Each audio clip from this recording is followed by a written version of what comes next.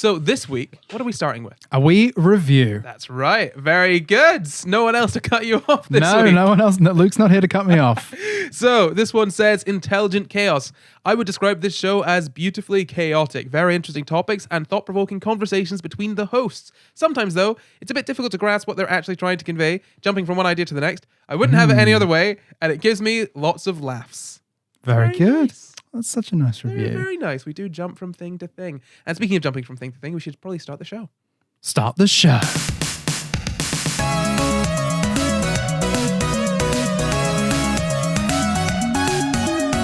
Hello and welcome to the SCI GUYS, the show where we talk about the crazy, weird, and wonderful stories from the science world. I'm Corey, and as always, I'm joined by my co-hosts, Jamp, Noah Fince, and special guest, Shaaba. Hello!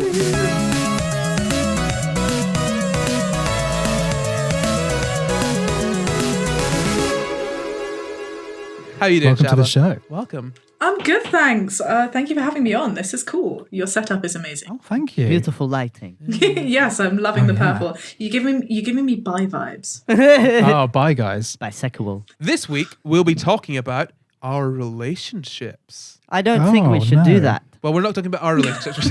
We're talking about parasocial relationships. Have you heard about those before? Yep, I have learned heard of about these. it. Has anyone here heard about them before? Anyone at all have any experience with parasocial relationships? I'm sure we've all had some at some point. I mean, I think I've heard about it once or twice. Is it a hot topic online at the moment? It is a hot topic online at the moment. Yeah, that is something that people are talking about a lot, but maybe they don't understand exactly what it is. So that's what we are here for today. So let's jump right into it. What is a parasocial interaction and a parasocial relationship? Anyone know? It's like a one-way friendship formed through some kind of medium. Now it's like social media a lot, isn't it? So it's like one person gets an attachment to someone, but the other person doesn't know that they exist. In a way. Yeah, that's pretty much it. Yeah. Kind of like a high school crush. Well, Yeah, so yeah, that's a pretty good description of it. Do you know what I'm going to do first? What I'll do first is I will read you the original description of it from when it was first described. So this is verbatim. One of the striking characteristics of the new mass media, radio, television, and the movies is that they give the illusion of face-to-face relationship with the performer. The conditions of response to the performer are analogous to those in a primary group. The most remote and illustrious men are met as if they were in the circle of one's peers. The same is true of a character in a story who comes to life in these media in an especially vivid and arresting way. Ooh. We propose to call this seeming face-to-face relationship between spectator and performer a parasocial relationship. ooh, scary. Yeah, so basically, a parasocial relationship, it's let's first talk about what a parasocial interaction is. Because Okay. you can't have a parasocial relationship without a parasocial interaction. We're doing a parasocial interaction right now. Yeah, we are. Hello, God, we are everybody as well. at home. Hello. I was going to say we're I your thought friends, you meant but to each other. No. And I was like, no. Oh my god. No, with you. To the With you. viewers. if Over we the just don't internet. respond to Shaaba at all, Ha. okay, Yeah. if we pretend that Shaba's not there, it will suddenly become...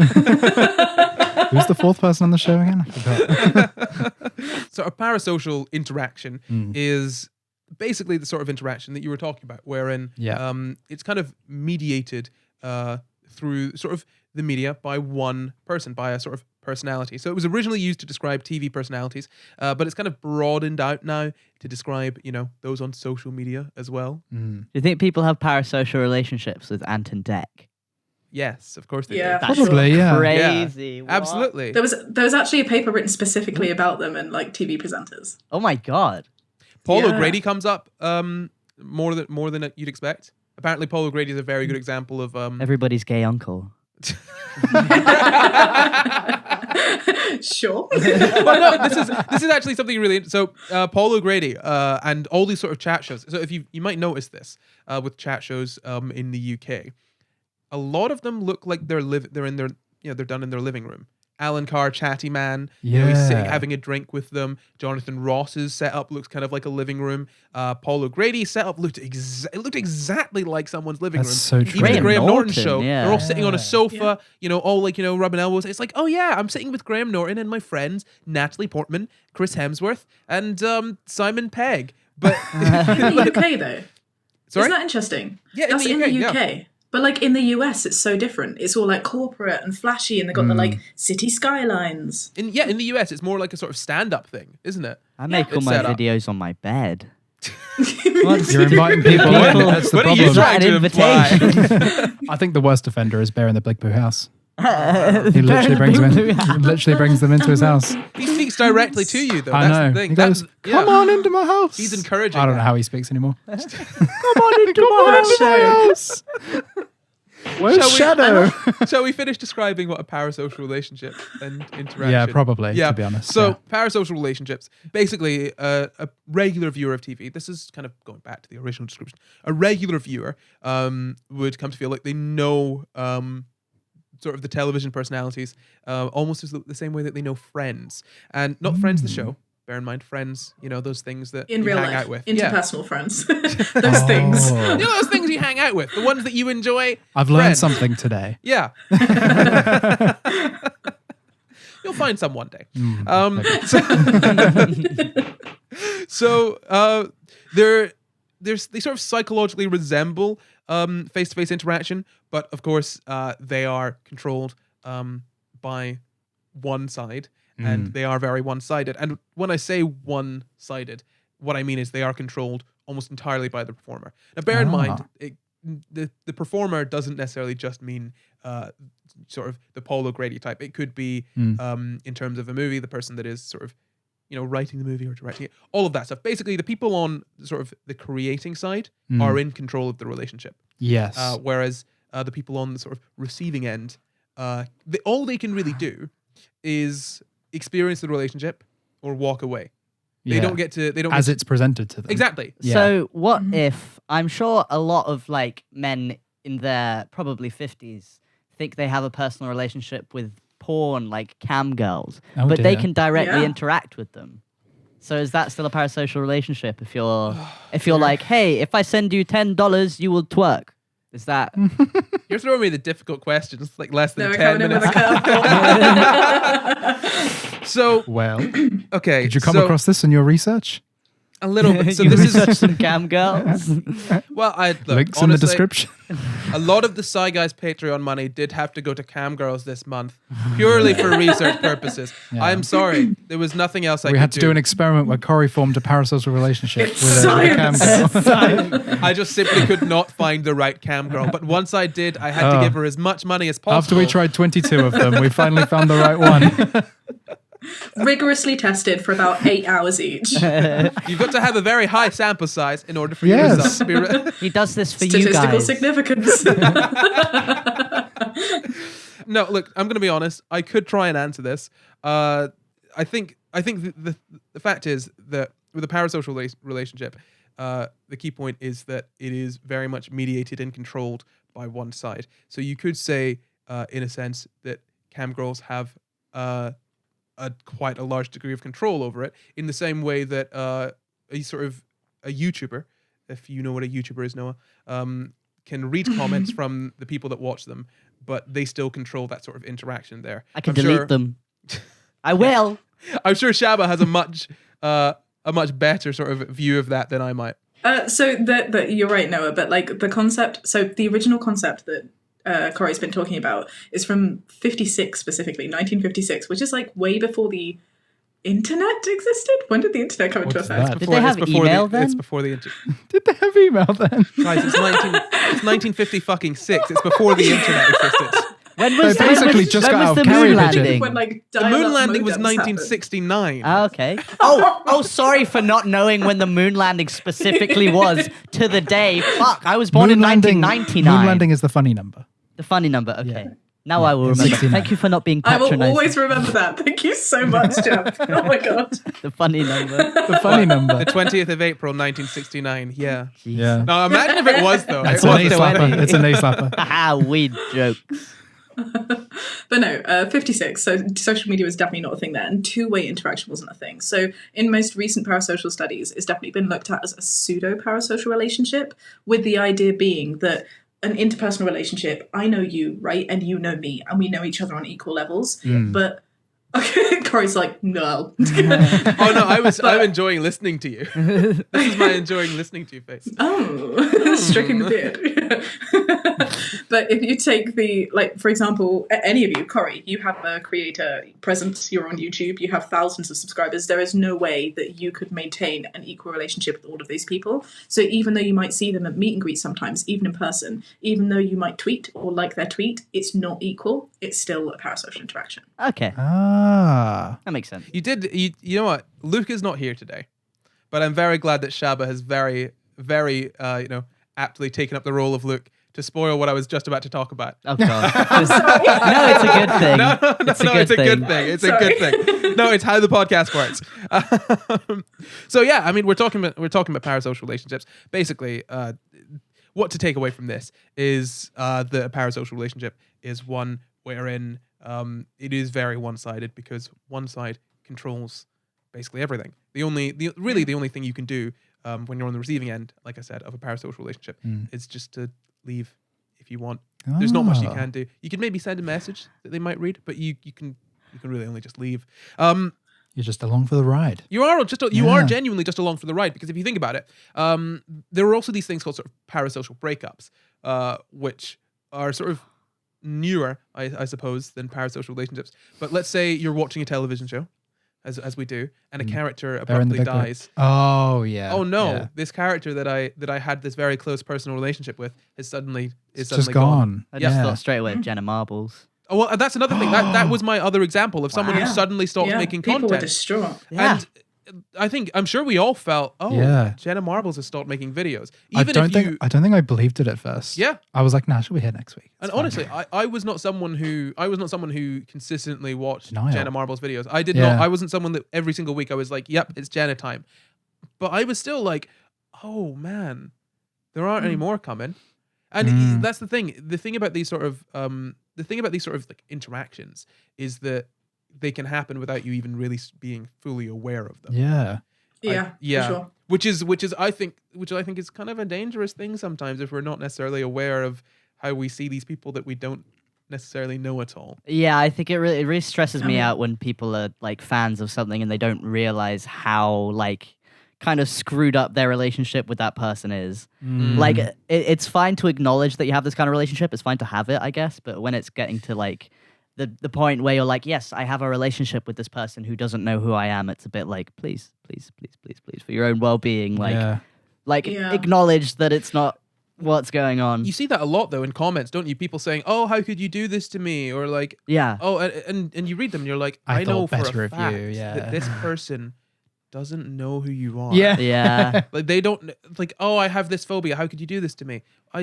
They don't know you. Yeah. They're not aware of your life or anything going on with you. So, and you can, it's very easy to see this from the outside and be like, I know what's happening. That's a parasocial relationship. But when you're in one, it does feel like a proper connection, like a real connection, even though they are for all clearly intents don't know and who you are. purposes. Yeah. I mean, The way it makes you feel surely is probably similar to that of an actual relationship. That's exactly the point. 100%. Okay. Especially if it's in like a online video format, because it's basically like you've had like tens and tens of conversations with this person. It's a one-way conversation, but it still feels like a conversation. Well, this is the thing about vlogging, and I was going to get into this later, but let's get into it now. The thing about vlogging as well is that the whole sort of YouTube thing has really, I would say, made this a much easier thing to happen. Because obviously with TV shows, there's very much a sort of like, you can sometimes almost tell there's sort of a performance aspect to it. But with a YouTube video, I can be like, okay, so now I'm talking directly to you, the person that is watching and listening. Thank you for watching. No, thank you for watching. And suddenly I'm not speaking to an audience, a live studio audience, or all of the people watching their TV. I'm speaking to the one individual person who is watching this video right now. Thank you. But like, do you know what I mean? So when it comes to YouTube and vlogging, not only do you get to hear sort of what seems to you the most intimate parts of someone's life, you also get to hear that in a way that feels like it's only being said to you. Yeah. Although this is the thing, and this is the thing to be wary of, is that even though you think you know a lot about someone online because they share a lot, there are things that you don't know. The fact is that we have lots of friends that are very online, almost to a fault. and I'm sure that we all know things about our friends personally that just aren't on the internet. Not that they're bad things, not that they're good things. They're always bad things. No, they're not. They're always They're bad never things. good. Let it be known. Horrible people. Just completely, they could be completely innocuous things that people just don't know on the internet because it's never made its way to the internet. And that's Everybody has to have boundaries. exactly. Yeah. Like one of my boundaries is that, I don't like, I talk about how I don't like left-handed people all the time. Never mind, let's move on from that. That is well known on this podcast. That's not a boundary. Corey despises left-handed people. I like to keep that. I usually like to keep it to myself, but honestly, my hatred for them is just bubbled over. You need over to the calm weeks. down. Spilled out quite a few times on It this has, podcast. hasn't it? Yeah. No, so I've been talking But about with parasocial relationships, though, just about that topic of boundaries, you're right. Sometimes it's not just people don't know. I think sometimes people are very aware of the fact that it is one-sided and it's a parasocial relationship, but they just get those boundaries confused. They're like, oh, because I know these aspects of your life, because you do videos like controversial opinions or, Q&As, I know about this one thing that you did way back when, and now I feel entitled to speak to you as your friend would speak to you. Oh my Yeah. Which is god. always the case. Oh my Yeah, God. I've had this a lot. I have this thing like when me and my friends we take the piss out of each other. We're like, "Ha, you're a dickhead." But then I'll get like a message like that from someone who follows me, and I'll be like, You're like, "That's whoa. see, That's not your that is place. quite no." rude. It's like my friends would be Yeah. like, "Love you, ugly," and then someone will be like, someone will DM me and be like, "Love you, you're so ugly," and I was like, no, like It's not how that it's works. so- Why would you say yeah. that to me? You get to do that because you're my friend. You're not my friend because you do that. Yeah, So like you don't Yeah, become my yeah. friend by Yeah. calling me ugly if that's what you think is happening. it worked for me. But anyway, so I was talking about parasocial relationships and parasocial interactions and parasocial breakups. Now, I just want Yes. to briefly touch on what the difference between those things are, or difference between those things is. Look, I don't know grammar. That's not my strong suit. So a parasocial interaction is it's what it sounds like. It's just the interaction. It doesn't necessitate a parasocial relationship. So sort of any interaction where it's This one. heavily, This one right now. for anyone watching. Yeah, this For one example, right now. you may be seeing Corey for the first time, absolutely hate him, and not care about him after this whatsoever. That's a true. parasocial interaction. Yes, Shaaba. Wow, thank you for an example that not only explained it Anytime. perfectly, but also hurt my feelings. A bit too deep. No, so then a parasocial relationship is again exactly what it sounds like. It's a relationship built up across those parasocial interactions, and a parasocial breakup is when that relationship suddenly ends and you don't really know why. Maybe you do know Oh my god, why. let me do nice examples now because I feel bad. If you have a parasocial relationship, you might then love Corey so much that if you're figuring out what to do in a personal dilemma, you'd be like, what would Corey do? That's a parasocial relationship. Oh my god. And then Ah. You ask him, and he doesn't know how to respond because he because doesn't, he doesn't know you. who you are. It's terrifying. I can promise you that what would Corey do is terrible advice in every situation. Every The single answer is one. the wrong thing. I've never once done the Then- right thing in my life. Corey becomes Amish. He decides to get rid of all of his material belongings and live on a Tibetan mountain. I'm pretty sure I'm like horribly. That's not where the messing up That's Amish not where the live. Amish live at all. I'm so sorry. Yes, the If you- Amish of the That was Tibet. like a monk. If you find an Amish person up a Tibetan mountain, please They're call lost. help. Please, They are please very help them lost. get home. Help them. Put a little How sign did they on. get there without any I'm a monk. technology? Like, They got I cleats. don't know why I said Amish. I meant a monk. But then my point is, you never potatoes, see potatoes. Corey again. Yeah. And you feel really sad to the Yeah. point where actually science has shown you can experience genuine grief, like as if somebody close to you has passed away, like Princess Diana. God, yeah. When that happened, yeah. the parasocial relationships that people have with the royal family, it was so like just I remember the soul TV destroying footage, for so many people. like, My mum sobbing. cried for like 3 days when David Bowie died. Like Yeah. 3 days, she was like, I grew up with him. Like obviously she knew that she wasn't friends with David Bowie, but like the But that's impact that he fine. had on her was that of like he was like a role And it's model. not weird. It's Yeah. not abnormal. That's why we need to know about these things Yeah. because, you know, parasocial people do have really odd things that happen in our lives and influences. So. Yeah.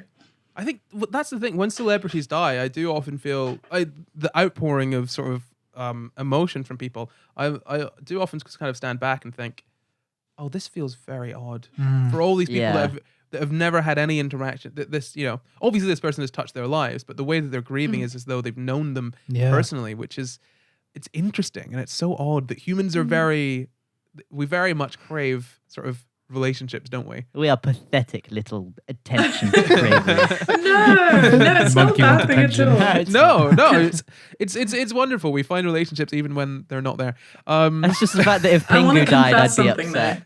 Yeah, go for it. This is my point. That's what I was just going to say. If Pingu died, you'd be when I was upset? younger, I would be upset. I would, but that's not what I was going to say. Okay. The very first movie that I ever cried to was E.T. Oh. I don't want to spoil it for anyone, but when Shaaba, he's spoil like, E.T. It's been out for literally decades. I think people have had time. what are you doing with your life if you've not seen E.T.? But there's this scene where you think he's died, and it's so sad, and there's this tiny chubby little 8-year-old Shaaba sitting on the sofa watching this for the first time, and just bawling. I ran to the kitchen and cried because I was so embarrassed that I was crying over a prosthetic alien. What is that? E.T. clearly doesn't know I exist. He doesn't even fucking exist. But yeah. E.T. doesn't think. That's what happened. E.T. doesn't even know I exist. E.T. doesn't have a home. It's like every single time I watch, whenever I watch Iron Man die, I'm just like, oh, don't do that. oh, Iron Man, no. No, No, Mr. sir. Now Iron. that was a spoiler. Yeah. Okay. If you have not seen Endgame, which is on Disney Plus, by the way, you have specifically tried to not see Endgame at this point. Or you don't care. Or you don't care. Yeah. And either way, we've spoken about Iron Man dying many times on this podcast before. It's very difficult to get me to stop I talking. think we've just spoiled the whole of the MCU for people. No. You could listen to this podcast and be up to date with what's I happening. didn't spoil Spider-Man Homecoming. No, that's Sony. Spider-Man Far That's- From Home, and how at the end, everyone finds out he's Don't do that. Spider-Man. Oh, no! Oh. So, who came up with the term parasocial interaction, parasocial relationship, and when did they come up with it? Shaba's already pointed that out, but I will say it again. So, it was a duo. Sorry. No, it's good. No, it's good. It's never bad. It's never bad. So, it was coined by Horton and should have read this name beforehand. Wall? Horton. Yeah. Wow. Wall. Okay, in 1956. Donald Horton was an anthropologist, and Richard Wall, can't remember which one it is. Don't know if what I've got written down here is correct. I mean, Richard begins with an R. So. I know, that's why I'm Wall. confused. I don't know if the R stands for Richard. It's just Look, short I'll just for say Richard, R.R. Richard. Wall, okay? Was a sociologist. And he was also one of the first people to receive a degree in social science from Harvard, which I found in his obituary. Speaking of his obituary, he actually... he died shortly after they published this. So they published, their first essay. It was called Mass Communication and Parasocial Interaction: Observations on Intimacy at a Distance. That's what, the opening paragraph of which I read out at the start of this. That's where that comes from. Now, as I said, that was published in 1956, and Richard unfortunately died of cancer November 17th, 1957, which is about 2 days after this episode comes out. It will be, I think, 63 years to the day. Wow. Yeah, so I mean, that's just to show you how long How ago. insane is that? Yeah, right? Because even before technology, we've had theatre, we've had celebrities or idols, we've had politicians. There was a recent paper that I read from this guy that I kind of idolize, Loki, who said that, from evidence, has found that parasocial interactions and relationships formed with Donald Trump could be a reason why he was elected president. And it makes so much sense. absolutely. And I'm just like, holy crap, these relationships just eke into so many parts of our lives. Well, I'm there's obsessed. a brilliant line from it in Hamilton, isn't there? I say isn't I there as don't know. though you know. So it's the election of, I think it's the election of 1800. What is it? He's basically, the line is, You're going to rap for us, Corey. no, I'm not gonna rap. It's basically saying, like, you could grab a beer with him. Like, oh, I'm gonna vote for him because he seems like a nice guy. You could grab a beer with him, and that is like a reason that people have for voting for politicians. I hear people say that all the time now. like People are so stupid. no, but like Yeah. Obama, like Obama seems like a really chill guy, Oh, to be fair. right? and you'd I vote could for have a does beer with seem him. like Yeah, that. yeah. exactly. You can See, you so almost you all forget have that he parasocial relationships with Obama. you almost forget Obviously. that And he war crimes. War crimes. yeah, exactly. You almost forget that he used drone strikes on innocent civilians because he seems like such a chill, cool dude. This is a crazy situation which has led to the catastrophe of like politics and society these past few years. The difference is with Trump. Trump was not a politician. If you think about the airtime and the exposure that politicians have, they're always in debates. They're always where you're criticizing them and looking at them through the lens of a politician. But Mr. Trump here, we know Trump as the guy that goes, "You're fired." Because he has done The Apprentice in America for God knows how. Wait, was it Yeah. The Apprentice? Yeah, it was, American yeah. The Apprentice. For something ridiculous like 12 seasons. That is 12 whole seasons. How many hours have people developed a parasocial relationship with him, not as a politician on his views, but being like, holy shit, this guy's like a media mogul. This guy is an entrepreneur. This guy knows what he's doing. He's strong. I love him. He's funny. He's powerful.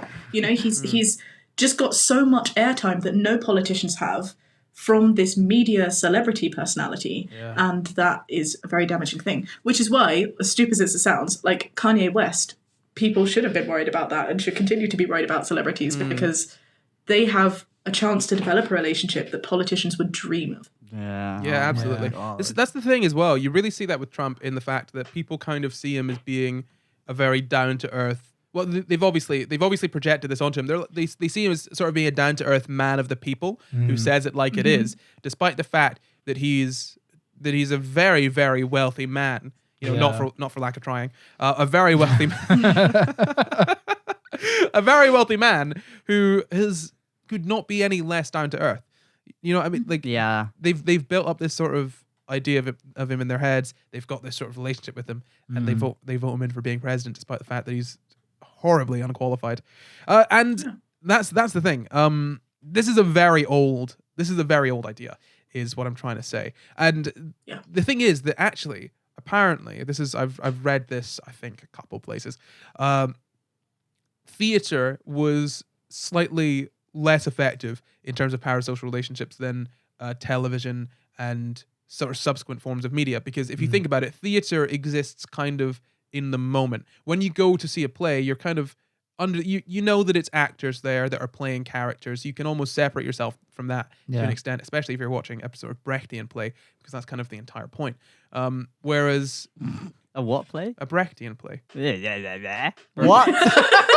Bertolt Brecht. What's he what? Never What mind. does that mean? Bertolt Brecht. He was a playwright. He was a. I'm not gonna. This is not a You drama can't just lesson. say something and be like, like this, and then expect me to know. I'm not It's gonna- flexing. It's not to do with I'm the not main point. flexing. Don't worry. Okay. It's relevant. It's relevant to the point. Oh my lord! Look, you have two. We love you. You have two main schools of thought when it comes to. You basically have two main schools of thought when it comes to sort of plays. You've got sort of Stanislavski's sort of idea of it, doesn't matter who he is. Stanislavski's idea of it, and Bertolt Brecht's idea of it. Bertolt Brecht wants you to know that you're watching something that is a play. Okay. Stanislavski wants you to be immersed. So Okay. that's where I that's what understand. that is. Okay, it's not science. It's not parasocial relationships. It's just something somewhat relevant. Okay. So yeah, so like I mean, and that's probably why we've seen such a huge boom in sort of research on this, because initially, as I said, this was done in 1956, and then one of the guys died. The other guy went ahead and got another bloke in and wrote another paper and published that, I think, in 1957. And that was it. No one really spoke about it for about 15 years. It just kind of laid low. I find it really interesting that like theater was less effective at creating parasocial relationships, because I feel like I understand why, but I feel like if you're seeing a person, I don't understand why. and they're I'm not directly sure if that's entirely true. So no, it I'm not? not. I'm not saying that. So I'm not saying that as an absolute fact. I'm saying I've read a couple people that have said that. Oh, okay. Right. Yeah, Just don't because I s- would have thought that, like, if you're there and in front of the person, Mm. it would be more likely to. But then I guess if you're there in front of the person, you can tell that they're acting and they're taking cues and they're walking on and off stage and all that. Do you know what I'd like to know? So say like people have a parasocial relationship with Harry Potter. Oh God. Let's forget J.K. Rowling. Okay, let's just forget all about that stuff right now. Can I just quickly say that there are some really, really good papers on this, which are actually linked in the description about parasocial relations Oh, with Harry amazing. Potter. So you should check those Specifically out. Harry Potter. Specifically Harry Potter. Right. Yeah, Yeah, multiple. specifically Harry Potter. Yeah. Wow. Sorry. There's a really Shaaba. great one that's just come out specifically about Voldemort and like feeling parasocial connections with villains, which is really interesting. But my point was about the Harry Potter. Imagine having a relationship with Harry Potter and then imagine really liking Daniel Radcliffe, right? Surely your parasocial relationship with Daniel Radcliffe, the actor, would affect your parasocial relationship with Harry Potter. Now imagine Daniel Radcliffe comes out and says, like, he eats babies, right? You heard it here first. Daniel Radcliffe eats babies. Will you still think of Harry Potter the same way? I think Yeah, I would think he's a better of him. character, isn't he? The thing is that you even said like that forgetting J.K. Rowling for a minute because your parasocial relationship with J.K. Rowling is obviously going to affect your relationship with her characters. Yeah. It's a little Or it can. minefield, isn't it? Yeah. I remember back in like 2014 Tumblr, people making posts like, oh, one day we're going to turn on the news and we're going to see that J.K. Rowling has passed away and we're all going to be very sad. And now kids are going to ask us, who was that? And we're going to have to explain to them. And I was like, oh, that's just aged poorly now, isn't it? Tumblr's so stupid. One day, this person I like will die. Tumblr Right? thought Super True. Hulock was going to happen. So, like, they are very stupid. And by they, I mean we. I was one of them. Aw. So, as I said, this kind of died for 15 years. No one was really, studying it very No one much. took him seriously at all. No. But then obviously, this was back in the 50s initially. So, as I said, about 15 years, nothing really happened. But over the course of those 15 years, media really started to change, didn't it? There was a lot more of it, if you understand me, in that, there were a lot more TV stations, all of this stuff. So people were interacting with media a lot more frequently.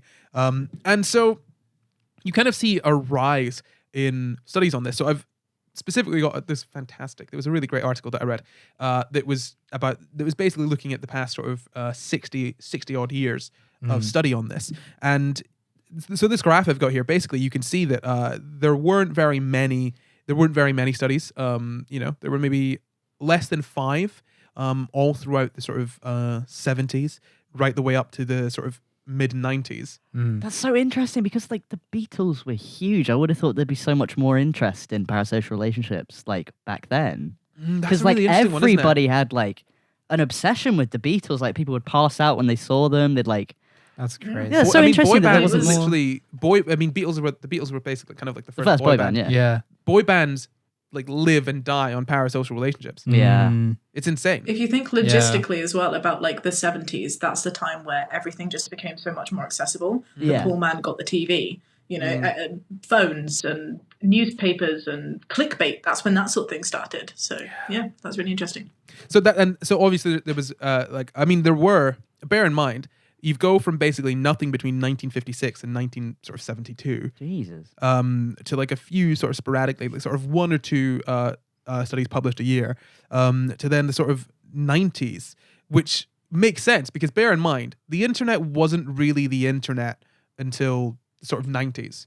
The internet, the way that we think about it, the internet was initially sort of conceived as just a way to share information between people. Here's how you send an email. I will send an email for work because it is important for me to Doink. share information. Scientists use it. And now the internet is a place where we are literally hosting this podcast. Yeah. And that kind of started in the 90s. So then you start to see a massive uptick. 1996, you've got over 5, still under sort of 10. And that kind of carries the way through to the 2000s until you hit about 2008. And then that's when you start going above sort of 15 studies a year being published. And then I think it sort of peaks at about 30 in 2014. And this really only goes up to 2016. And so this only goes up to 2016. Okay. But you're peaking at sort of 28 studies published per year. Right. And a study is like a long. It's a lot of people involved, right? It's not depends. just like okay. It depends. Not always, but this is like peer reviewed, like the proper stuff, Okay. right? Like Yeah. It's not good just someone... scientific methods, actually saying what needs to be said, not lies, not just shit. Okay. It's not. It's there are a number of steps that one needs to go through to get this. You can't just decide to do it. Okay. Usually, some of these could have been reviews. In fact, some of them were. Oh no, this isn't even counting reviews. So there are different types of papers that get published. Some of them are just reviews, which are look at other papers and say, Yeah. this is what we found from other papers. But these are the numbers of studies like actual studies that use actual data Okay. that they've collected in order to sort of reach a conclusion, and it just explodes over the course of that time. And genuinely, I mean, this is sort of me coming up with my hypothesis. I think it probably has a lot to do with the advent of the sort of internet and, again, accessibility of New age content. internet. Yeah, exactly. Yeah. Because obviously, as more content becomes more accessible, you'll probably see a lot more people forming those parasocial relationships because you've got more chances to. Yeah. God, yeah. Wait, when was it? No one's going to know the answer to this. When was the show Catfish invented? Is that not I somewhat feel of like a 2008. parasocial relationship? Yeah, Noah, that's incredible. Yeah, the ones that don't like video or FaceTime, right? You grow in love, you fall in love with the idea of what someone perceives to be. Yeah. But The it show is was 2012. more. It's more equal, Wow. I guess. Other than someone Well- withholding like their like actual information. It's kind of weird because I feel like in a catfish situation, you fall in love with a person that doesn't exist. So it's your parasocial relationship isn't with the person you're speaking to, but the person they think they are. Yeah, but like Does that make sense? I guess, but I feel like with catfishes, someone could just be using a different picture and being completely authentic. Yeah. Interesting. They just end up being like a really large man in a seat, pretending to be a skinny girl. In a seat. In a seat. Skinny girls. The reality His is they look like permanent K-pop. position. So. Skinny girls never use seats. That's the first clue. Yeah. So yeah, nowadays it's not just this. This is a lot of different people are sort of studying this. So it's not just people that are sort of trying to study entertainment, but people that are also looking into advertising effectiveness. You can understand God. why they'd be looking into No. that. That's where Yeah. most of it is. It Yeah. sucks. Well, That's horrible. I mean, it makes sense. It makes so much sense, and I No, that's what your job I mean, is it predicated makes on. sense I know. for companies with a bottom line, but actually, those relationships have the capacity for so much more, but no one's looking into it. I mean, so there are some people I've seen that use it for some kind of social good, which is I am. That's Yeah. the name of my thesis. ah. Social media for social good. Don't steal that. that's a really good name. Oh, that's the name Thank of you. this. That's the name of this episode, by the way. Social media for don't. We did it first. But yeah, people that are studying sort of journalism are also studying this. It's a multidisciplinary sort of I guess topic really. Definitely. Because it is so broad. It can adapt. You can adapt it to almost anything. Yeah. Where people are having those relationships, and they can have those relationships in almost sort of any scenario you can conceive of.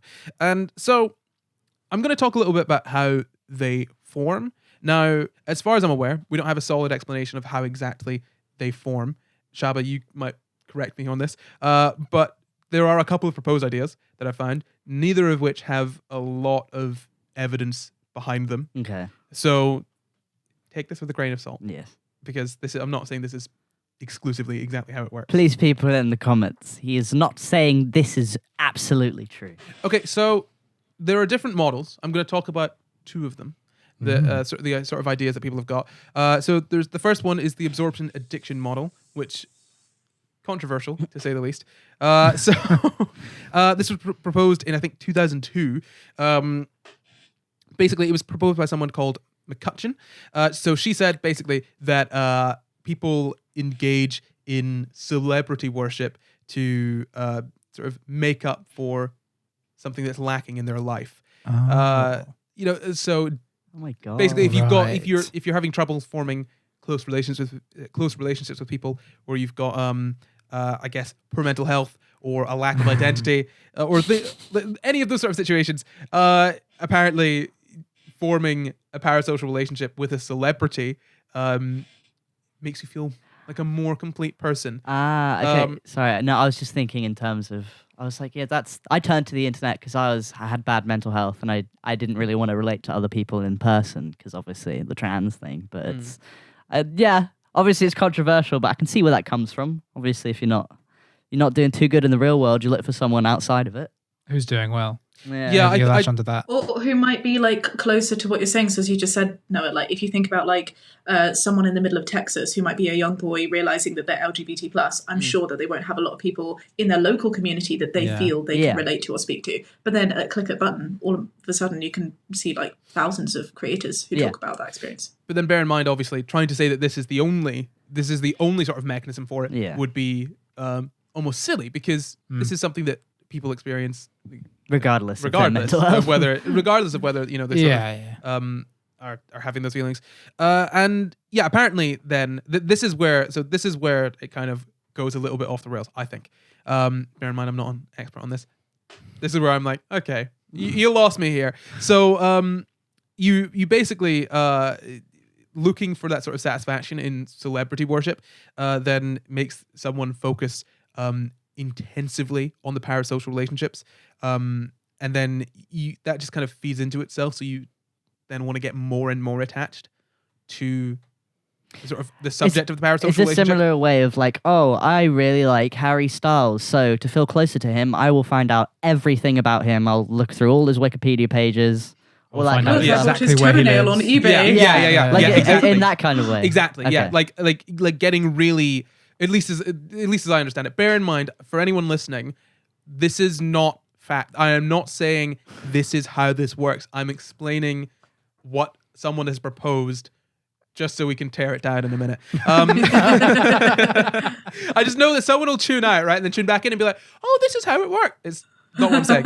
So so that's the first stage that's where the absorption comes from. That's the absorption part. And then that sense of sort of like that good feeling that they get from addictive. that good feeling that they get is addictive. And then that apparently leads you to engage in behavior like stalking or trying to get like mentally or physically closer to the celebrity, which I think is a really narrow view of parasocial relationships, because I don't think parasocial relationships are inherently unhealthy. I think this feels to me like pathologizing something that is almost an innate feature of human nature, in that This wanna sounds be like close. a boomer who just doesn't like social media. right. Like, okay, put it That's this way. actually what pisses me off about a lot of parasocial research. Like, everyone's like, oh, social media sucks, it's so bad for you, social media is addictive. Yeah, it is addictive. Actually, to be fair, studies have shown that social media is more addictive than drugs and alcohol. Like, it affects more people, it's significantly harder to pull away from. I get it. But it doesn't mean that the connections that you make are all bad. Yeah. No, absolutely not. I mean, this is the thing, right? Social media is more, I would argue, is more addictive than drugs and alcohol, because alcohol is a drug. So drugs are addictive by chance almost, you know, they are because they just happen to sort of engage those pathways in the brain that sort of fuel addiction. Whereas social media is literally designed to be addictive. Yeah. It is like someone if someone said, this is how Social the human dilemma, anyone? Yeah. this is how That people was work, creepy. right? Wasn't it? This is how people On work. Netflix. Why don't we make a drug like that suits people exactly? And that drug is social media, because like, you know, all those like And stepping that one step further, it's let's do that so we can sell this and line our pockets with even more money. How disgusting Yeah. is that? But I also think it's interesting because obviously, yes, it's addicting, but at this point nowadays we're working towards everything being accessible online, to the point where if you're a kid and your school's on lockdown, you have to access Zoom and you have to be on the internet in order to learn. So it's that's scary, isn't it?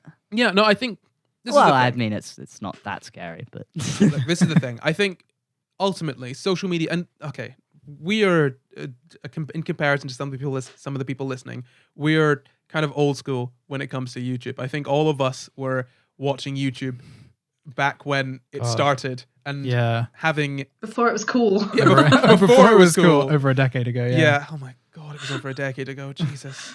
I've wasted my life on this hell site. Anyway, we were watching YouTube back when it was YouTube, back when it was people just sharing videos because it was fun. Yeah. There wasn't any money in it. There wasn't any like huge profit. It wasn't even owned by, it wasn't even owned by Google back then. It was just YouTube. And social media is made to be addictive, but it doesn't inherently need to be addictive. And you can look at sort of YouTube way back when for that, or Facebook when that started, when it was just some awful way to rate women. You know, you can look at social media, all these sort of social media sites when they sort of began and they weren't focused on profit or the bottom line. Yeah. And it's only when they start focusing on how do we get people to stay on for as long as possible so we can maximize our profits, that you start seeing them turn to the addiction models. it's in like the design of apps as well. They're like the colors they use. Like blue Yeah. is supposed to be soothing and relaxing or whatever, and like There are whole longitudinal Easy on the studies, not eyes, just done on yeah. that, but like the amount of font or like where you place your finger on your screen in order to scroll. Like it's insane how much money is invested in keeping people on phones. There was something that I noticed with the Instagram did that was stupidly obvious and really wound me up. So this was a few updates ago. You might notice that when you're on stories, right? When you're on Instagram I love how stories, that's become a measure of time. A few updates ago. So when you're on Instagram stories, right? You click through, right, and you swipe off the last story. Yeah. There's sort of like, let's say there's 6 stories at the top of the page, right?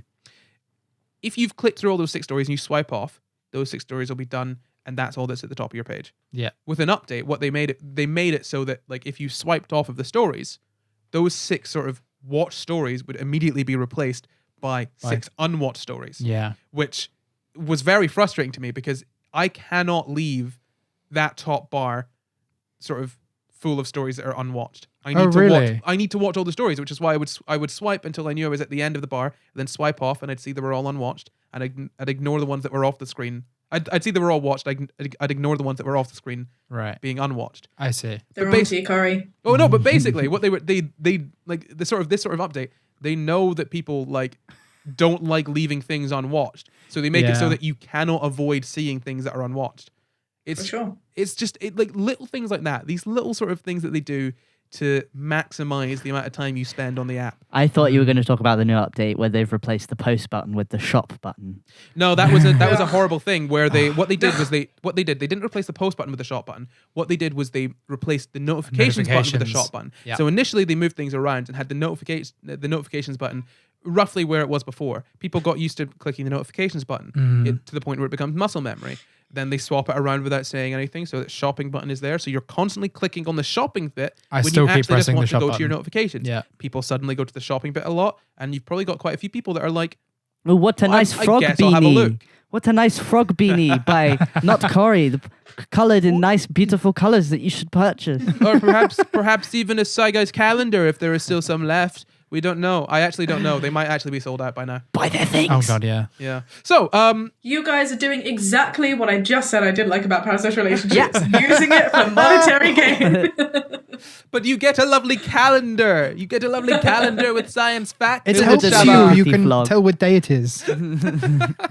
You need this Don't calendar. buy into the facade, people. No, but still buy it. Just buy it because you like the product, Yes. not because you think you're close to Corey. That's the point, right? Yeah, so that's essentially the sort of absorption addiction model.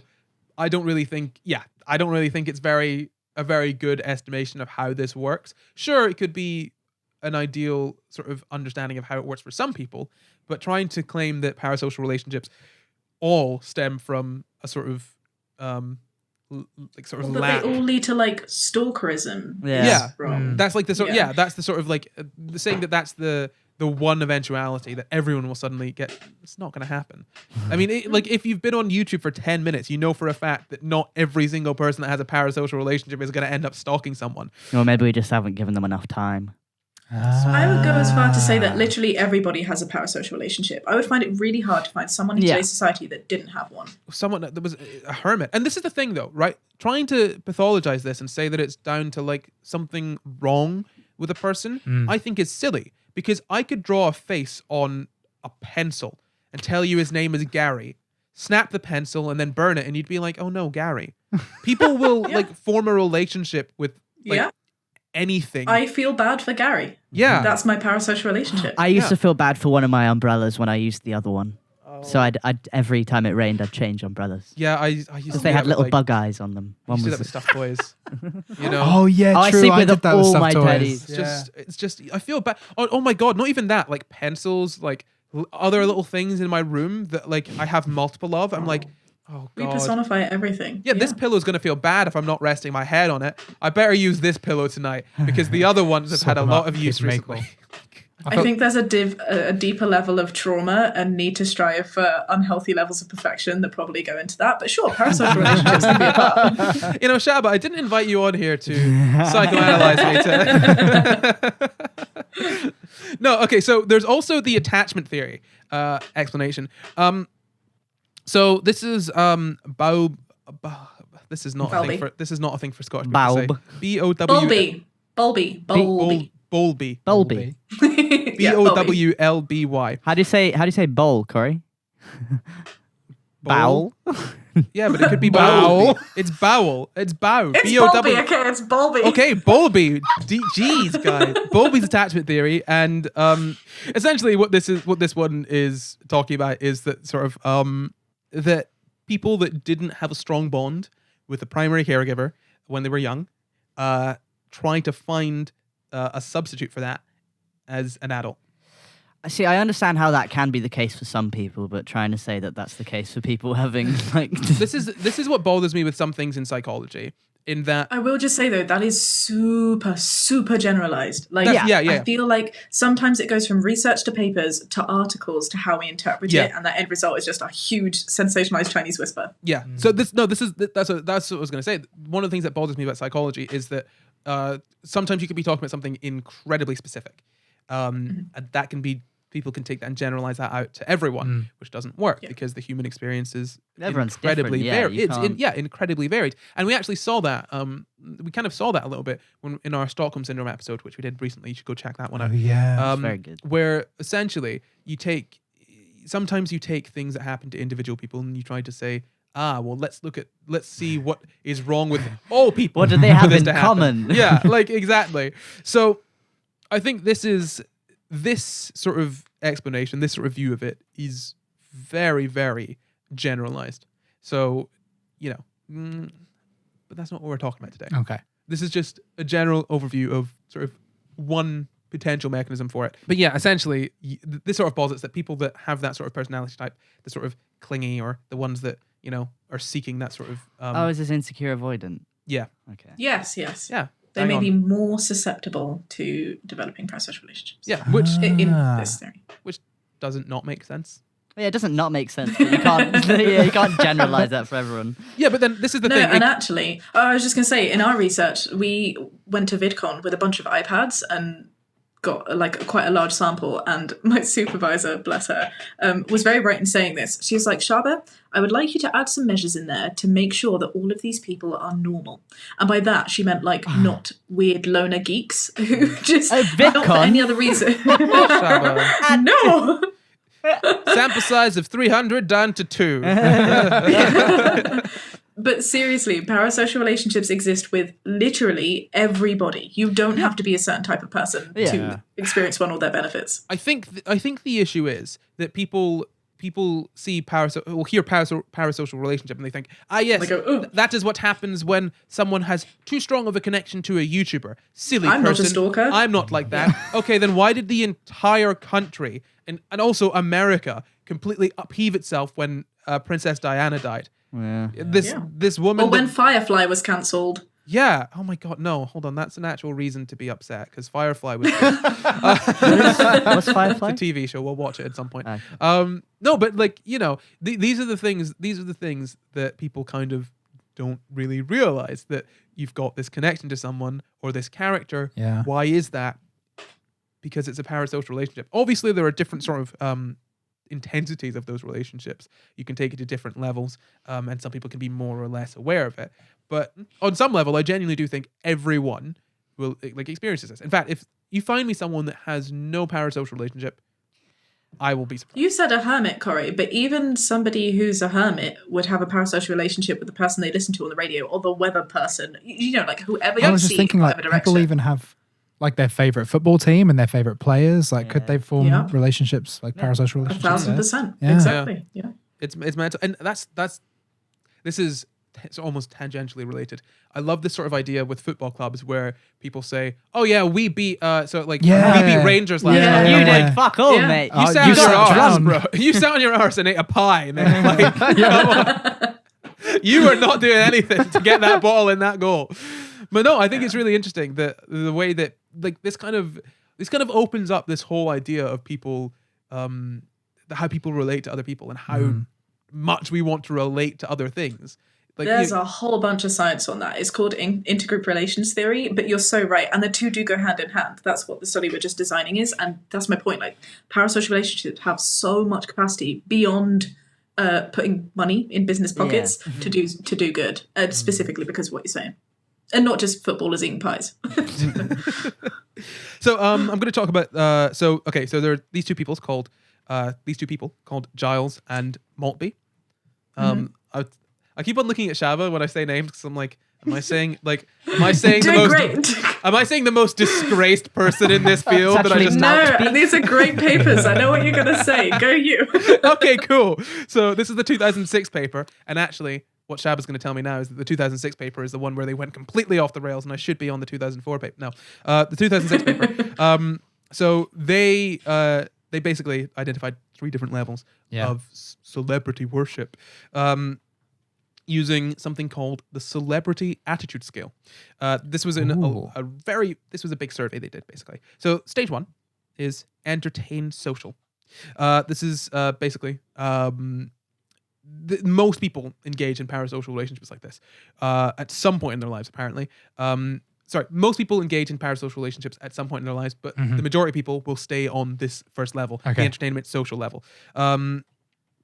Basically, you see them as a source of entertainment, or as a topic for like fun gossip. Like, okay, think about it like sort of. Oh, I like watching this person on the TV, and also little gossip magazine. Yeah, it's like the way people talk about Graham Norton and stuff. Yeah. Like, oh, did you watch Graham Norton last night? Oh, we had this person. Yeah, exactly. A little bit of friendly gossip. Yeah. But you don't see yourself as sort of being like attached to them in any sort of really meaningful way. Yeah. And then there's stage 2, which is intense personal. And that's you dig a little deeper with that one. This is in this case, you can see them potentially as sort of soulmate or have a really strong interest in their personal life. You want to know about their dress sense, like their likes and their dislikes, all of the sort of things that you would know about a friend. You want to know about this person. This was me with Bill Skarsgård in 2017. Oh, I forgot about that. Yes, no, I didn't reach level 3. Actually, thank you. Is that what you're going to say? No, you literally reached level 3. Oh God, what is level 3? So, just to finish level 2. So stage 2 is basically being obsessed with every tiny little detail, right? And then stage 3 is borderline pathological. No.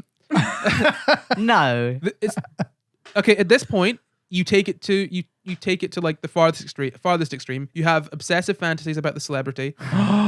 Spend lot of money on sort of memorabilia. No. I printed out pictures for free. Did you have money to spend? Did I have money to spend? Yeah. I had money. Wait. Okay. Just because I had money doesn't mean I spent it on Bill Skarsgård. What's the point? Well, look, if you didn't have money to spend and you didn't spend money, then you know that's different than having money and not I had spending money it. to spend on Bill Skarsgård. Okay, that's fine. I just didn't give it. I think we need a stage 2.5 here. So you spend a lot of money. You can even start stalking them. And this is the point. And this is the thing. I almost disagree with this here. So it also says that at this point, it's usual for people to think that if they met the person, that their feelings would be reciprocated. Oh, no. But here's the thing, right? That's stage 3. Now, here's the thing. I think that most of these stages, most people would think that if they met the sort of topic of their sort of parasocial relationship, that they would think, oh yeah, we'd get on. I genuinely think that. Terrifying. No, but I have something to say here. Yeah, go on. And you're going to be like, no, you lie. I'm doing this from a scientific point of view, so I'm not lying, I swear to you. No, go on. In a paper that I'm literally about to publish, we found exactly that. It was so bizarre. So just to clarify and put it on the record as well, Noah, you're not stage 3. That is like stalker. I didn't. But no, seriously, we took a huge sample. We had like thousands and thousands of people in this study, and it really did find that for people who know that the other people don't even know who you are, like by name, and in some circumstances are literally fake. So some of the people that they nominated having like a strong parasocial tie with would be like, I'm trying to think of like animation YouTubers, like the odd one out. Oh, so yeah. honestly, not real people. You know, Homer Simpson, he literally does not have the capacity to know that you exist. He is fake. I'm sorry. No. I'm sorry, Corey, to burst your bubble. Oh, no. I was thinking about... No, Jamp pointed at me when you said Homer Simpson. As though... and I had to think, Is Homer would I Simpson your get on with favourite? Homer Simpson? No, probably not. You And would. I literally could not. I could not spend any time with any of the Simpsons family, not Oh, even really? Lisa. Not even Lisa. She is so up herself. Bro, I Yeah, think true. you're kidding yourself. Put me in a room with Lisa. No, Homer Simpson is too stupid and too just much of a pain. He's so lovable. You would love Homer because he's like a middle-aged man that is dumb and generally just quite loving. Yeah. Like he's just a sweet, dumb, like middle-aged man. That's Can't your believe thing. you wouldn't get on. I'd love to spend a day with Homer He's Simpson. pig-headed. No. Oh, it's that right there, Noah. fine. Oh my gosh, you just did it. No, I That know is I'm you. doing it. I am 100% aware. I want it to be absolutely clear, by the way. Like, people that have been listening to the show for a long time know that The Simpsons is my favorite show. And if you Yes. get the calendar and you spot the Simpsons reference, send it to me. Did you put a bloody Simpsons reference in the calendar? And then he said, Noah, look what I did. He was so excited about Does it. Luke know? It's very obscure. He's going to be shocked to find out. There's also a Pokemon reference in there as well. Oh, that's fine. It's an incredibly obvious one. But no, like, The Simpsons is like my favorite show. But I genuinely do not think I could spend more than 20 minutes around any of the characters. I could not But do again, it. you're only saying this too because of the parasocial relationship. Oh, yeah. It may be one that's less favorable, but it still exists. No, absolutely true. Yeah. Yeah. But So- if you look at like in life relationships, there are close ties with like our close friends, best friends, sisters, brothers, blah blah blah, and then there are weak ties with like acquaintances, colleagues that we don't know very well. With parasocial relationships, particularly the ones that are strong, people were actually they found greater perceived closeness and greater perceived responsiveness to these fake people or these people who don't know that they exist than the weak ties in their real life. So from the studies, from the results that we found, they honestly felt that a YouTuber would like them more, respect them more, esteem them more than their actual colleagues, neighbors, and people in their community that have two-way interactions with them. I can understand where that's come from though, because like with your colleagues, you don't choose them as like to be close to. They're kind of just there. But like if you don't disclose as much. yeah, but also if you feel an attachment to a certain character, it's probably because you identify with them some way, or it's like a idealized version of yourself. So of course you're going to be like, oh yeah, well we'd get on because I want to be like them. Whereas like your colleagues are just like there. Or they're then like me. They'll love me. Yeah. They'll That's- think I'm so cool. But then that's We'll be best people- friends. That's people liking your videos because you talk about trans stuff and then them being like, oh, I have those similar experiences, therefore Noah and I would really connect. When actually... No, I know, it's terrifying. But when actually, like, that, like, you're almost ignoring the fact that this is one very small aspect of, you know, all of the things that make up you.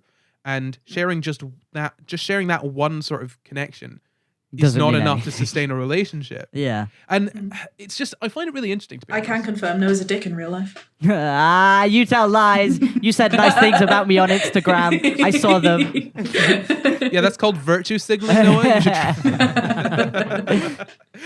No, but it's, I don't know. It's, the thing is though, I think this is really why they say don't meet your heroes. Not because, oh, they all turn out to be awful, but because, They're an idealized version Yeah. of what you want them to be. They're not actually. yeah, you're going to meet them and they're going to be just a person. Yeah. Yeah. Like, they're not, Parasocial relationship can only go so far. Yeah. yeah. yeah, exactly. And that's the thing, if you try and turn a parasocial relationship into a normal relationship, there's going Interpersonal. an interpersonal relationship, there's going to be sort of friction there. There's going to be, actually, you should do more studies on that. I mean, it's going to be really Yeah. bloody difficult. Yeah. But There have been a few people who have done it though. Like I especially in this community, you have to admit you've seen people who like.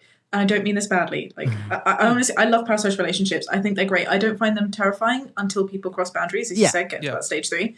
But there's so many benefits that have been gained from either side. So I'm Yeah. a big fan. Yeah. But that's my point. There are people who are there who like you see in our community who started off as like fangirls or fanboys. Yeah. You know, little fans who are now like very integrated, and they're like, oh, my dreams have come true. I So, yeah. literally have like the first meetup I ever did, I made like some of my best friends. Yeah. And So, they yeah, you're right. came Some because of my they're like, closest friends are people that I watch online or who Yeah. watch me online. but the difference is they don't cross those boundaries. Like that's where the. I yeah. think this is going to sound odd. I think we're in a very odd position. Yeah, I was gonna say in I that- feel like we've all experienced. Well, no, in that, like, okay, so for example, there are friends that you've got, Shaaba, that you're quite close with, right? That we've sort of briefly met here and there, but our primary interaction with those people would be through watching them in your videos or in their videos, and you've then got this very weird sort of it's this very weird sort of scenario where it's very much a parasocial relationship, but also you're friends with them, and it's like It's parasocial relationship one step removed. yeah, exactly. There's also Yeah. there's also this other step that you don't get in most other sort of parasocial relationships. It's just being in that sort of like web of connectedness is very odd. Yeah. I guess actually it's the same as kind of following a friend of a friend on Instagram. You know? Yeah. Yeah. Just because they're Or attractive. like those people who I was gonna say more like those people that we know on Facebook. Like I'm still friends on Facebook with people from like secondary school who I have no idea who the frick they are Yeah. or what they're doing. But like Yeah, I know true. so much about some of their lives. Like the one's going into rehab. She's got a really cute dog. And I'm like, this is not really things that I should know about someone. No. Oh, but then Like- that's a case where like a sort of interpersonal relationship turns into a parasocial relationship. Just The other way. Yeah. over that's so interesting. Oh my god. They're Even very like fluid. people Yeah. used to have pen pals back in the day, didn't they? Mhm. Would that be That's like a a form of? parasocial- Oh my yeah. god, that's so well, cool. well, no, actually, That because seems- it's mutual self-disclosure. Oh, so that true, would be an actually. interpersonal relationship that you can't see. But that's if people can take away one thing from parasocial relationships and understanding them, I wish it was that there are so many similarities between the two, and there's so much that we yet to see because it's not what's profitable. Yeah. You know, people don't look into that because it doesn't make money. I mean, some people do. I'm doing that, and there's a cute, tiny little bubble of parasocial research that is. But they are good, and they shouldn't be stigmatized as long as they're not taken too far. Yeah. Because we all have them. We just need to embrace it and learn a bit more about it and Yeah. use it for good. Well, it's one of those things, isn't it, where we find out about that. We kind of look at this thing and we think, oh yes, it's only people who are sick that have it. Oh wait, no, actually, we all do this. We all have it. I think Yeah. we're all sick. Yeah. I love that. I love that. So why don't we get onto parasocial relationships and social media? We spoke about it just a little bit before, but I've actually got this really good study that I found. Okay. Oh yeah. So Ooh. it was a study on beauty vloggers. I don't know any beauty. Tell me vloggers. which one. I don't. It doesn't. Unfortunately, the study did not say. Ah, No, I don't actually know. It took. It basically the idea is they took 3 groups. They took sort of big YouTube beauty vloggers like with 2 million or more subscribers, and then sort of what they decided to be average ones with 100,000 to 250,000 subscribers. Oh, yeah. So anyone watching that has Just your that's in average that beauty range, vlogger? you're average. I don't know. It's interesting though to me though that scientists were like they had to decide what is the average number, like what's like a decent number of YouTube subscribers. Well, were they not just doing like macro influencers and micro influencers? And That's what I was then... going to Well, say. yeah. I think that happens, yeah. Yeah. And then you've got celebrity from like 2 million and above. I think that's the standard. Okay. Well, actually, celebrities are 10,000 and above nowadays. Oh, shut up. You just want to be Legally. celebrity so bad. Okay. according to the AS, no. But actually, according to the ASA, you are like a celebrity or an influ whatever if you've got 10,000 or more. I thought it was 30,000. Really? Is it 30? Oh, it's It's 30,000. 30,000, 30,000, sorry. You're right. So they did a study on beauty vloggers. Okay. Yeah. They had 3 groups of sort of videos that they showed participants. Mhm. The control was just videos of animals, Yes. not speaking. Right. Because obviously people will connect with anything. So the animals not speaking in order to limit as much as possible parasocial interactions. Yeah. Yeah. And then they had sort of moderately sized vloggers, 100,000 to 250,000 subscribers. They showed them videos from them. And vloggers with 2 million or more subscribers. Yes. The Yeah. boosts. Now, there were, I think, 3 sets. Each set had 3 groups. And each group had 30 people in it. What? Okay, so 90 per condition. 90, yeah. Okay. And there were 3 different. I Okay. see. Yeah. Yes. Okay. So that all adds up to 270. Yes. And each group only watched one set of videos, if that makes sense. So Yes. Mhm. one group watched the control, one group watched the 150 to 100,000, and the other one watched the 2 million plus. Yeah. Yeah. Okay. In these videos, they were basically the beauty vloggers were using products, saying whether or not they'd want to buy them again. Standard beauty vlogger stuff, putting on makeup, and all Yeah. the videos were roughly the same length. I think about 5 to 7 minutes or so. And all the participants were roughly the same age, sort of college students. The average age for beauty vlogger viewers, Yeah. 18 to 27. Although most of them were 19 to 22 years old. And so what they found from showing them all these videos and seeing what happened basically, was that the people saw the sort of YouTube vloggers as a credible source, regardless of how popular they were. So whether you've got 2 million subscribers or 100,000 subscribers, Yeah. people watching you will be like, Ooh. yeah, I trust you. These people didn't know that these YouTubers had. They didn't know the amount of subscribers the YouTubers had, did they? Yes, they did. They must have, right? If they were Yeah, they listening. did. Yeah. Yeah, they did. But they didn't know any of the vloggers beforehand. Right. Okay, cool. So they went in not knowing them, but I think they were told. So they just thought, wow, you're legit, so you must be saying good shit. Yeah. Which is just so damaging. Yeah. Oh my God, Well, people. This is the thing. I mean, it's the okay. So they also over half of them said that they would apparently purchase whatever products they Over were using. half? Over half, 53% I don't think. I guess said they would purchase. They would probably purchase one of the items that were being used. And then, yeah, essentially, they also kind of they clearly formed some kind of relationship, or not relationship. They had some kind of parasocial interaction with these people. And this whole study was basically to kind of look and see how much sort of influence, like how much subscriber number affects these things. And Influence turns out- behavior. yeah, that's it. Thank you, Shaaba. But basically, the most important practical implications that they found were that promoting business or products through parasocial relationships works, Yeah. which Yeah. we all know. The fact that channel size is pretty much irrelevant. It doesn't really matter. The fact is that you want to look for channels that have got sort of people who are invested in the sort of channel runner. Well, it's sort of true, YouTuber. right? That's why we've noticed like a commentary in the past few years of micro influencers getting more work because people realize that the people that follow them, like the tiny creators that I follow, I love. I'm obsessed with. I watch their vlogs. I want to know what's in their lives. But then, like, okay, I also follow Alfie Days. Just because he promotes something, I'm less likely to buy it. But then, you know, that's the thing. If you follow someone smaller, it's more likely because you actually care about them. Whereas you follow not just someone because bigger you're trying to keep in touch. Yeah, be in the loop. Yeah. Yeah. And also, you know, when you follow someone smaller, that relationship feels more real because when they say you, they're not saying you to 5 million people. Yeah. They're saying it to 5,000, you know? And actually, I think another reason that they want to go for micro influencers more nowadays is because you can really underpay them. And actually, if they are if they're like even roughly the same amount of effectiveness, you could probably pay them less than you'd have to pay larger influencers who probably have management to like. They're missing a trick there. Yeah, set checks and balances.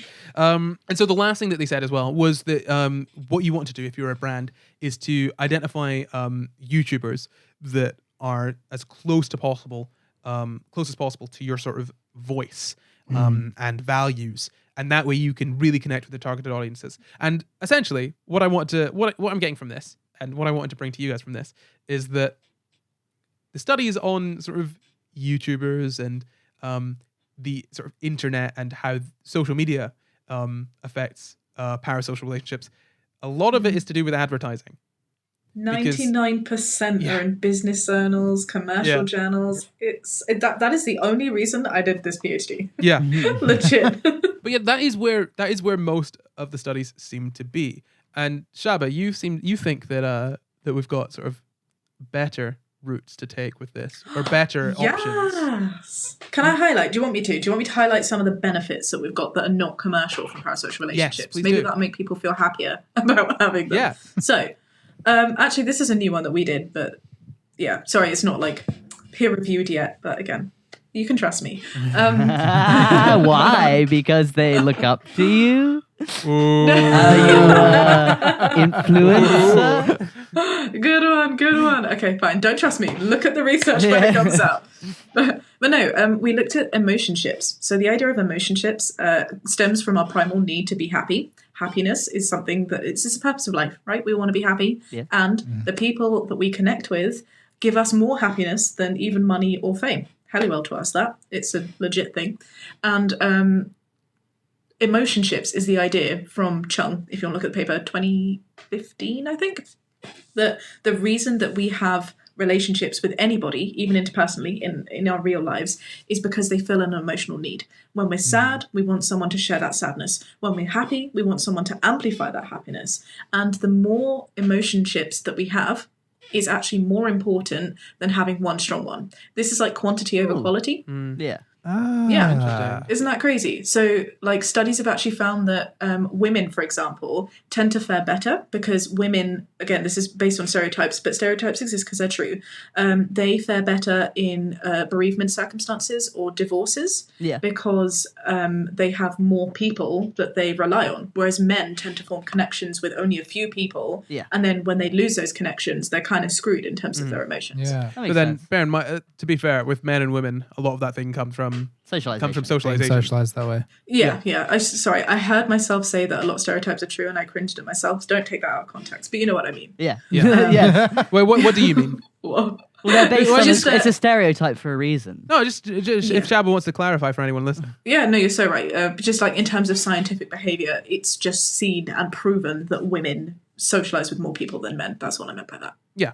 Okay, that's good. That makes sense. But parasocial relationships in that, again, have a really strong effect. So they're super effective, even sometimes as much as our strong ties. So in terms of making us happier, our sample found that a YouTuber that you have a really strong connection with can make you just as happy as your best friend or your spouse. Oh, that's That's so interesting crazy. because especially with like musicians, like you hear like the fans being like, "Oh my god, you saved my life."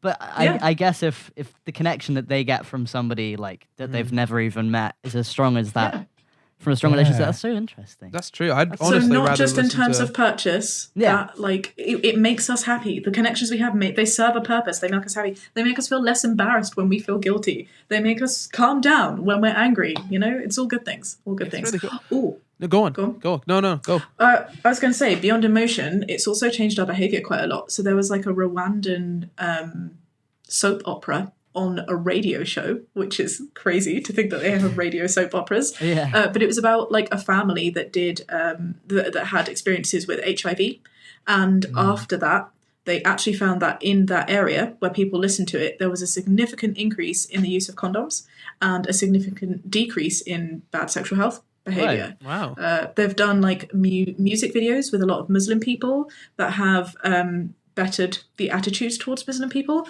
Mo Salah, he's like a really important football player, right? I don't think any of us Salah. are football. Oh. I know the name. But I Sounds trust familiar. you. I trust you. think I feel like maybe he's Egyptian. I think I read that in the study, but he Okay. identifies as a Muslim. And in an area, I think it was Liverpool, on Twitter, they scraped all the data, and Islamophobia on Twitter reduced by over 50% in that time that he was signed. So this idea of a parasocial relationship can have such huge effects on making society a better place. That's so crazy. incredible. I was just thinking, like something you said there made me think about how people look at fame as being something that they want because they're like, oh, it must make you really happy. And I think maybe I'm really behind on this. I think I've just realized why generally people think, oh, fame must be great because so many people know and like you, without realizing that actually all of those people that know and like you, on the other side, when you are the famous person, you don't know them. They may as well not exist.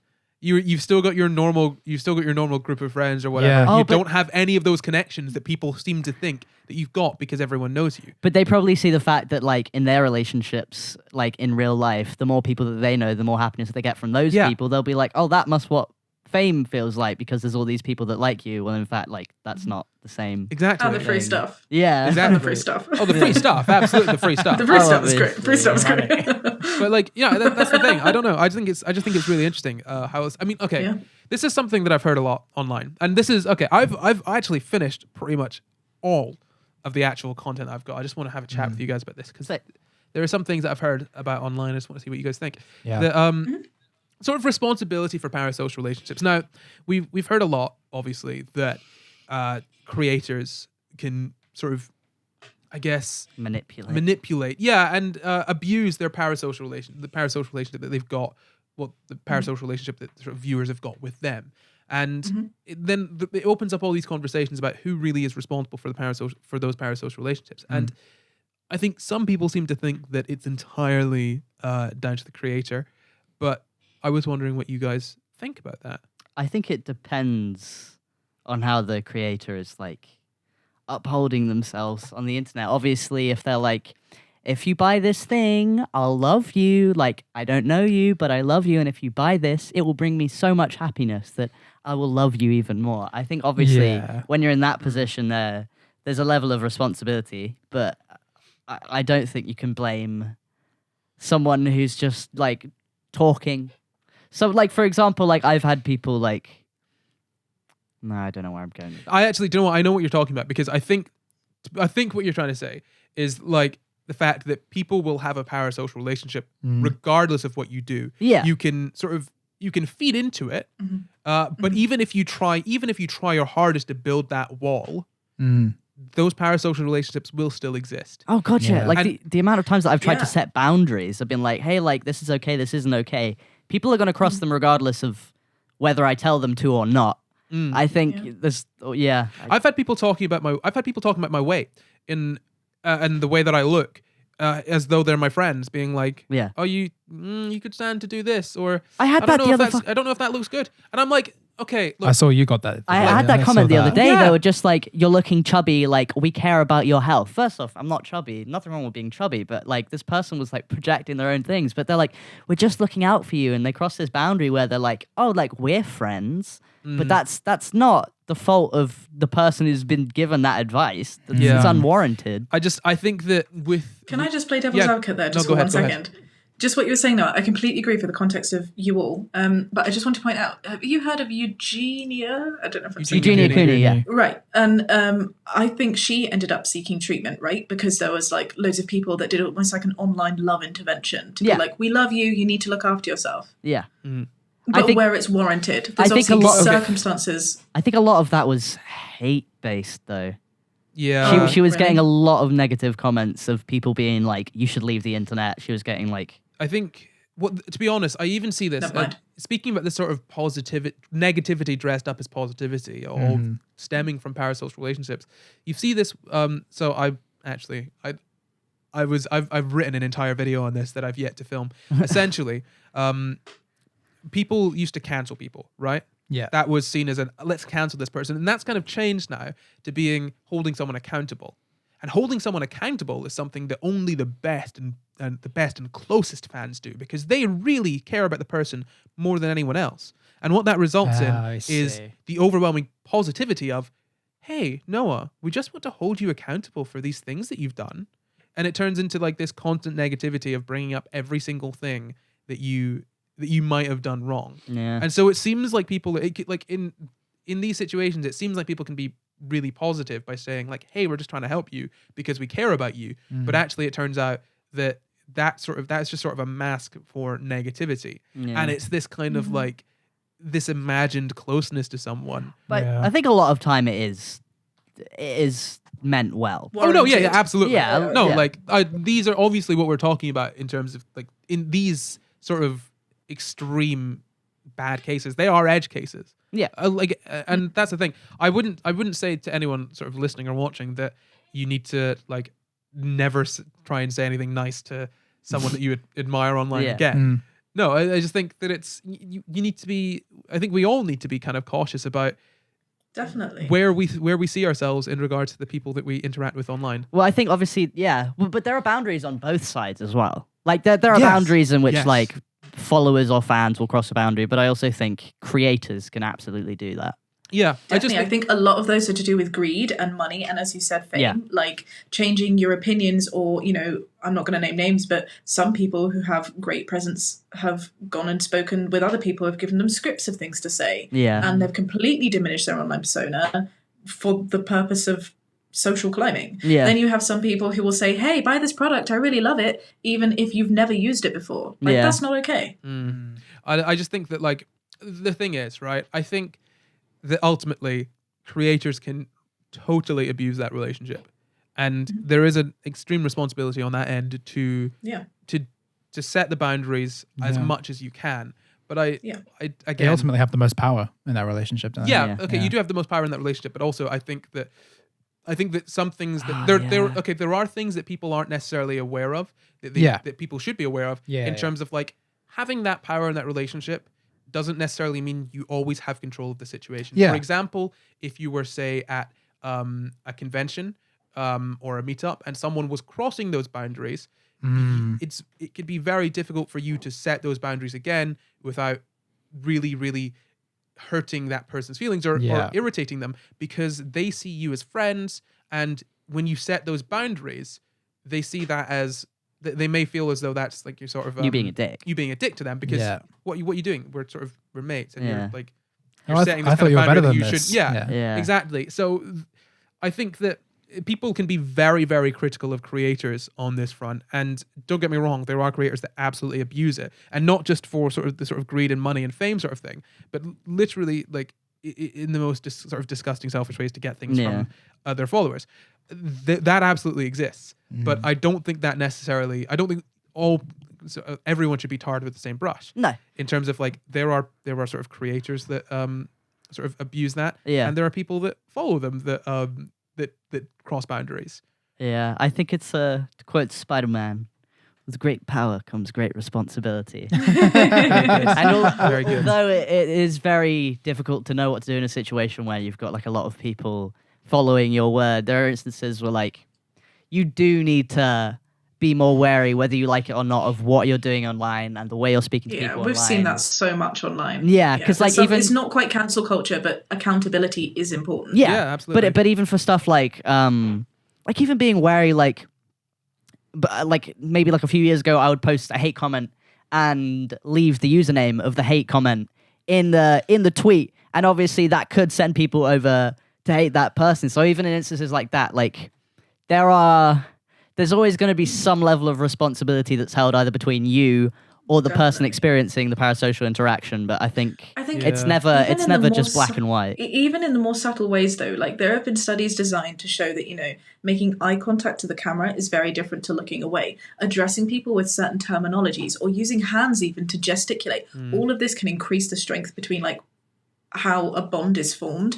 But like if you're then going to call people online your friends, be careful when you do that. If you're going to say, love you, just be careful, because I feel bad. That's a scary one, because I get like people being like, hi, can you, like, it's my friend's birthday tomorrow, can you send me a video saying like, hi, I love you? And I'm like, I understand. I do it all the time. I know, if someone subscribes to us on Twitch, I'll be like, thank you so much, love you, or at the end of my videos, much love. Yeah. But I try, on rare occasions I've said it, but sometimes I'm just like, hope you're doing good. Like it's a thing where like I'm so hyper aware of like the interaction between me and someone that like is experiencing. I think we need to be clear again. This isn't for the minority, because there are the absolute minority of people that will take things that you like, take that sort of thing and will really hold on to it. Whereas the majority of people, they can hear that and they can understand. Oh yeah, that's And let's not fine. forget, as creators, we have a parasocial connection too. Whether it be to that little number, like the idea, the group, the community of followers. That's why we're asking, like, how are you doing? Let me know what you think, because we do genuinely care. Yeah, absolutely. We have a relationship with the abstract concept of our audience. This is the thing. I feel really sorry for the people that because I've seen this with a few people recently, where people just blow up. It happens every now and then. Someone will just blow up and suddenly have a lot of sort of followers or subscribers.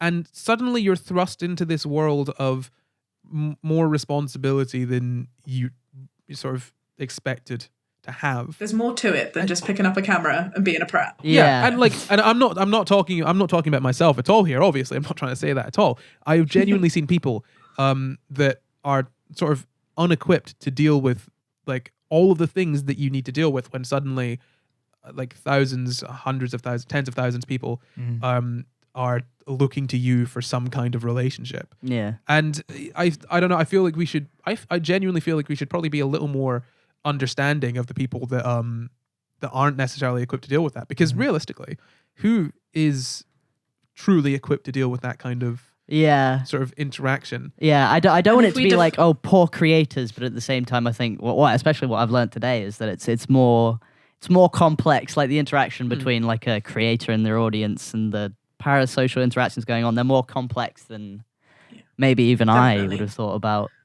The relationship might be one-sided, but the effects are definitely felt two-way. Yeah. Oh, yeah, absolutely. Oh, absolutely. Yeah. Yeah. Your creators are affected by the things you say, whether they're nice that be, or not. You're so right. Whether that be like hate comments, you know, that might really put you in a depressive state. Like, I can't tell you, not necessarily now, but like in the early days, Jamie in particular got really hard hit.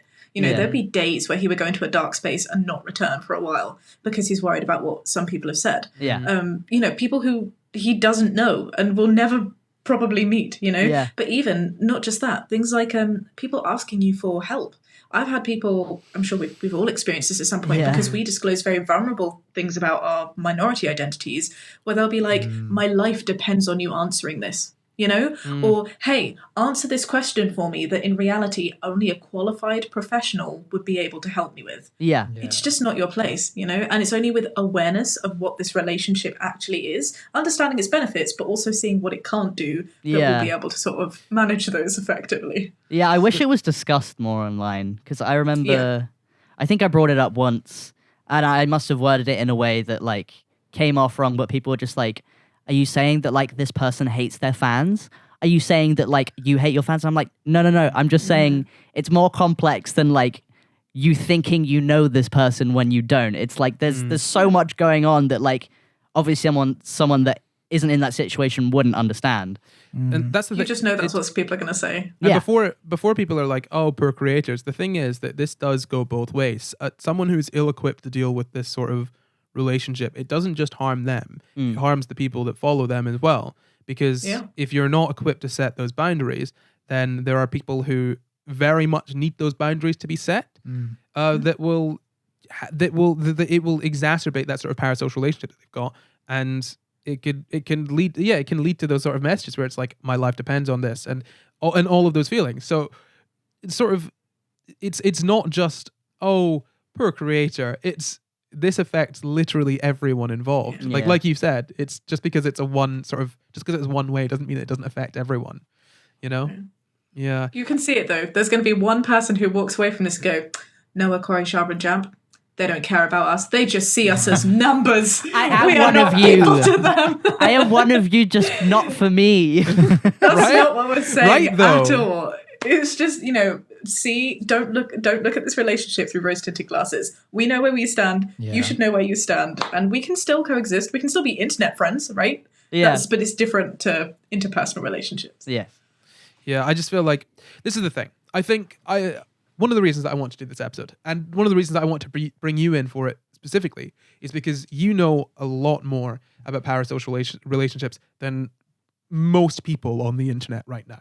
In fact, I would hazard a guess that of pretty much anyone that does YouTube, you probably know the most. You know, especially in our extended circle. Yeah. Almost certainly. In our circle, yeah, I would probably agree. Because I listen to some people who are like, oh, you little newbie. But this is the thing, and this is something that people think they know about. It's one of those things where people hear about it, they're like, parasocial relationship. Ah, yes, me thinking I know person more than I do. I am going to be honest. I was guilty of that. I thought it was that was as deep as it was, but I think it's really important to listen to this episode and to understand that it's more complex than just thinking you know someone more than you do. There are more layers to it, and it's not just something that happens to people who sort of have sort of issues that result in that. Yeah, it's not for It weirdos. happens to It's everyone. It's just Yeah. it's not just your like loser like weeb kid in your class that thinks they're like in a relationship with an anime character. Like, Yeah. everybody experiences it, whether you want to Literally admit it or everyone. not. And there's Yeah. nothing, ultimately you can, creators can sort of like do good or do bad, but even if they do absolutely nothing, these things will still happen. Yeah. You cannot, you are unable to stop a parasocial relationship unless you turn it into an interpersonal relationship. Literally, you cannot stop people from having that. So I hope this episode has kind of like enlightened people to what parasocial relationships actually are. You know? Well, I've and sure made you learned a feel lot. less afraid of them. Yeah. Yes. But so long as you guys have got nothing else to say, that's the end of the show. So Thank you Shaaba- so much for having me. So Shaaba, where can everyone find you? You can find me on Shaaba on YouTube or at Sherbet Lemon 007. No reference to Harry Potter everywhere else.